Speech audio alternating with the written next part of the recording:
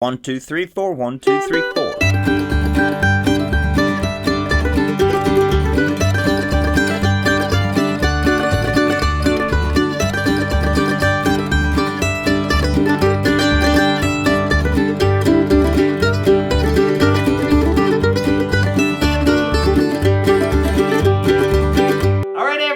Mandolin land, Mike Hedding here, coming to you today with the old classic blues song, John Henry in the Key of G. This has been done by Mississippi John Hurt. I think Doc Watson had a great version of it. Bill Monroe has done this. So for this solo, I tried to channel a little bit of Bill Monroe, a little of that traditional bluegrass mandolin, using a lot of drone strings and double stops, some slides. That's what we're going to work on for this solo. We're going to crank up the speed a little bit and work on playing out of our chord shape, in this case our G chop chord, which is going to allow us to play faster. The solo itself is pretty short, but I'll break down the whole solo note for note, just like I played at the beginning of the video. And then we'll talk about some tips for playing out of the chord shape, some tips for adding drone strings, and filling up the solo, which is kind of what I wanted to do for this song, is fill up the solo with, instead of just playing a lot of single notes, playing more double stop, playing more slides with those drone strings like that, which I think sounds really good. A very traditional bluegrass way to interpret a solo. All right, let's break down John Henry in the Key of G. All right, so let's start breaking down this beginner solo to John Henry. So remember, we're in the key of G, so the solo itself isn't that long. So we'll break down the solo, obviously, but what we're going to focus on for this lesson is playing out of our G chop chord and tips for playing faster, really, because this song can be played pretty fast, especially if a banjo or fiddle kicks it off. So what we're going to work on with this song is playing out of the chord shape, which is going to allow us to play faster. It's also going to be a good position to play future solos in. So memorizing these chord shapes is really important. So let's start breaking down the first 5 measures. Here we go. So remember, we're thinking out of this Bill Monroe G chop chord. And remember, just because you're thinking out of a chord shape doesn't mean you have to always keep all your fingers down, but it's a way to visualize the fretboard and visualize where your solo might come from.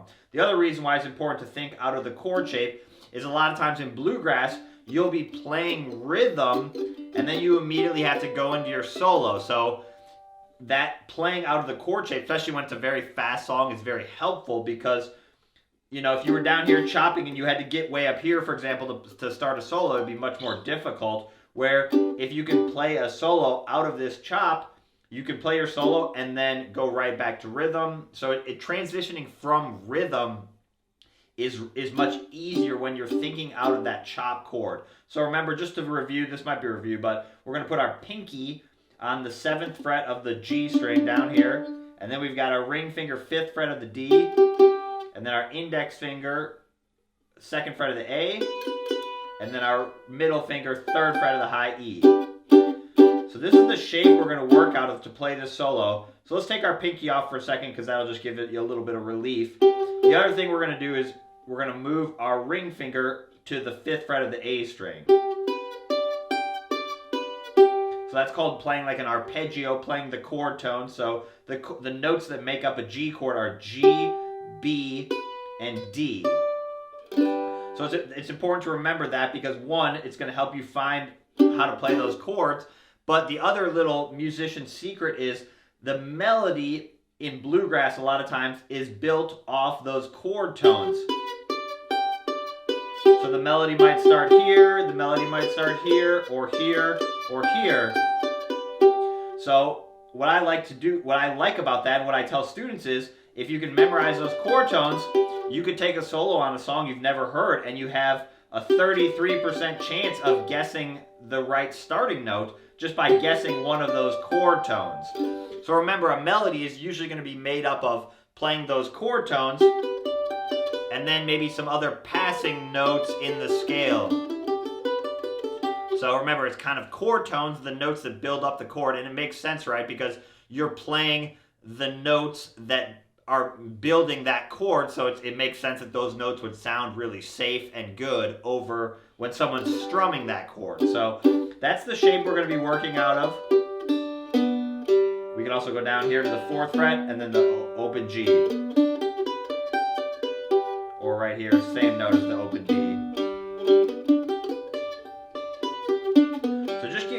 comfortable seeing those notes and playing them and hearing them, it's really good practice. Remember, we're thinking out of this G chop chord. All right, so let's start breaking it down. I'll play the first 5 measures, which is like the opening phrase. Here we go. Do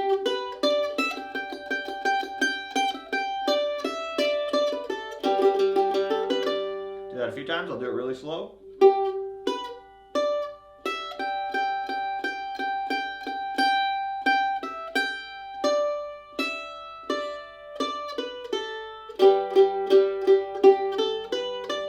And one time a little faster.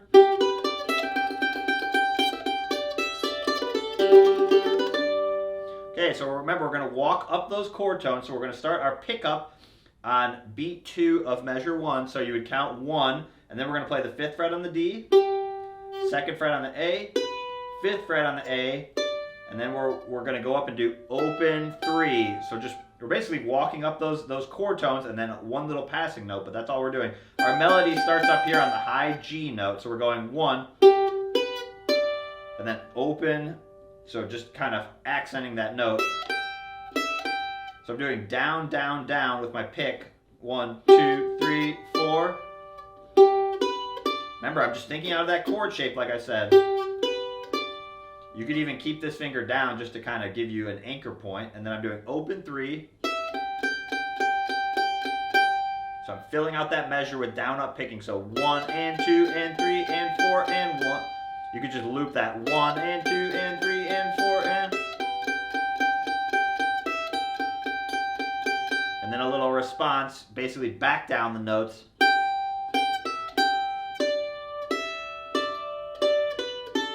And then the 5th fret with the octave. And then just a little run back up. So let's break that down. So measure 3 is 3rd fret with the downstroke. And then 3, open 3, kind of just bouncing off that note. And then down to the 5th fret of the A, and then back down the notes, high E, 5th fret, so keep that finger down. And then 5, 2, open, and then down to the 5th fret. And what we're doing there is we're using the octave to fill it up. So that's the other thing we're going to do in this solo is add some double stops. So a double stop is playing 2 notes at once to really fill up the sound and make the solo more exciting. So we have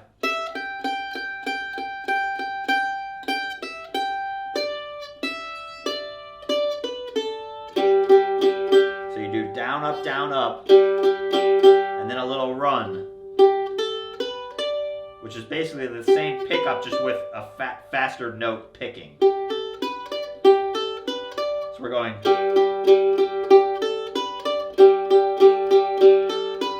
The other thing that working out of this chord shape helps you do is, see how I'm always kind of keeping my hand stretched out?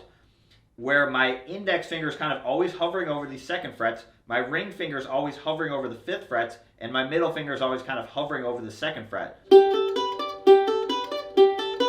I'm right there kind of already in position. I don't have to reach way up and then go way back. You know, so kind of practice keeping your hand in this shape. That also help you when you're playing faster, right? So we have 1.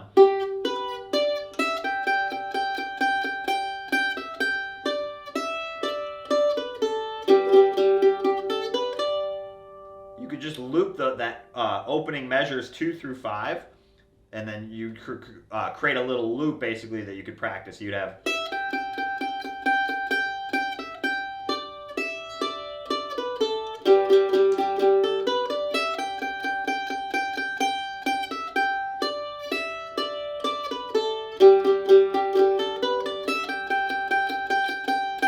Gradually increase the speed.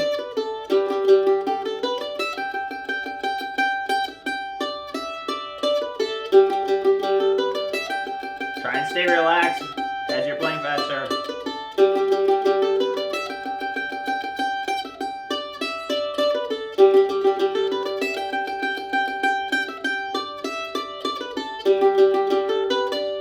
So stay in that shape. Keep your right hand relaxed. Keep your left hand relaxed. Don't push too hard on the notes, and keep your fingers stretched out. The trickiest part about this solo really will be just playing the timing. So remember, we're going 1 and 2 and 3 and 4 and 1, 2 and 3, 4, 1, 2, 3 and 4, 1 and 2 and 3 and 4 Now for measure 6, we do like a response. So open 3 again, same line. And then now this time we're going to play a double stop. So instead of just playing the 3rd fret on its own, which is cool, but it's not as powerful, now we're going to keep our ring finger down on the 5th fret and play both strings. We have, and then we go back 3 open. So you have, good right hand practice. So I'm going from the E string on its own, now to the E and A string, and then back to just the E. So the trick there is when you're playing this double stop, you still want to hear that higher 3rd fret on the high E, right? Because that's the melody. Remember, the melody is, so when you add a double stop, you're adding harmony. You're not changing the melody. So we still need to hear enough of that high G note. If you're not hearing enough of that high 3rd fret, just take out the lower 5th fret until you get it down. And then we're going to do a little response. Put your 3rd finger back, or your middle finger back down on the 3rd fret, middle finger, 3rd fret, and then do down, down, up. And then take your middle finger off, put your 1st finger on the 1st fret of the high E string and play those 2 notes. And then open, and then put your index finger on the 2nd fret, and that's like a D. So the melody there goes from the high E, so it walks down 3, and then 1, open, 5. So the melody there in its simplest form would be, and we're doing, so that 2nd fret makes that like a D double stop, which is kind of cool. And then we're just going to do down ups the rest of the measure. 2 and 3 and 4 and then 1, 2 and 3, 4. So back in that chord shape. So that part all sounds like this. The other thing you want to do there is make sure your wrist doesn't bend back too much like this. Otherwise it's going to be hard to play that phrase. You're going to be kind of muting those strings. So keep your wrist out.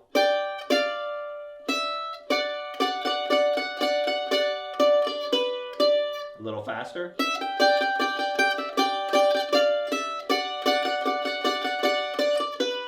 Let's take it from measure 5. So we have,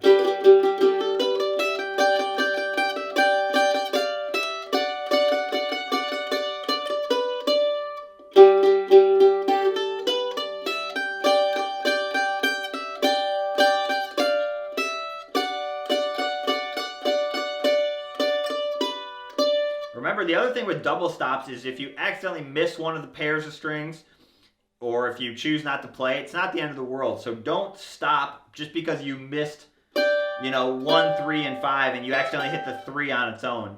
Just keep your right hand moving. The rhythm is more important than the double stop that you're playing. So keep the rhythm going even if you miss the notes.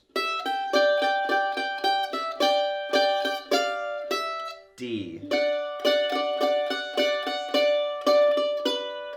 Now we go back to the opening phrase.